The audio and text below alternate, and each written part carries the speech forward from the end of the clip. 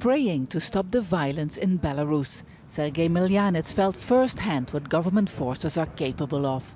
The Baptist community member says he was on his way to pray the night after last month's presidential election, when he was dragged out of his car by masked policemen and crammed into a detention truck. Police forced him to crawl on top of other men, and he says the torture began.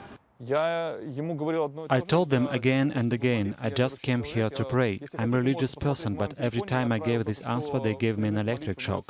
I only wore a t-shirt, so it was very painful. They used it on my legs and on my arms, but mainly on my back and the heart area.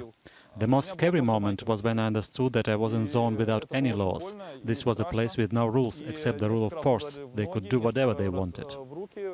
At the police station, his condition deteriorated so much he says he felt like he was having a heart attack.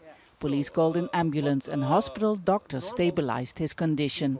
After President Alexander Lukashenko declared an 80% election win, nearly 7,000 people were detained and hundreds have testified that they were beaten and tortured.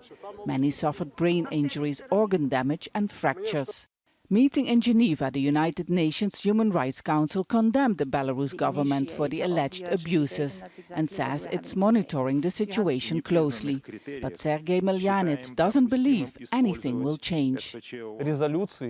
This resolution does not have any influence on our former president because he is a sick person and he cannot clearly judge the situation he is in. But I am happy to know that some countries took strict measures not to recognize Lukashenko any longer and give opportunity to the opposition council and opposition leader Tikhanovskaya to represent our country. Before the Human Rights Council convened in Switzerland, a human rights defender who documented the abuses was detained. Her organization now fears more arrests. It's a very dramatic and very hard time for all people here, but we will continue our activity in any way. You're not going into hiding or anything? No, we will be here and we will continue because we think and we're sure this is a legal activity. We're human rights defenders and we work for our society. While international pressure is increasing on Lukashenko's regime, his government forces have stepped up repression. Many Belarusians are fearing more arrests and prison sentences for those who have demanded justice.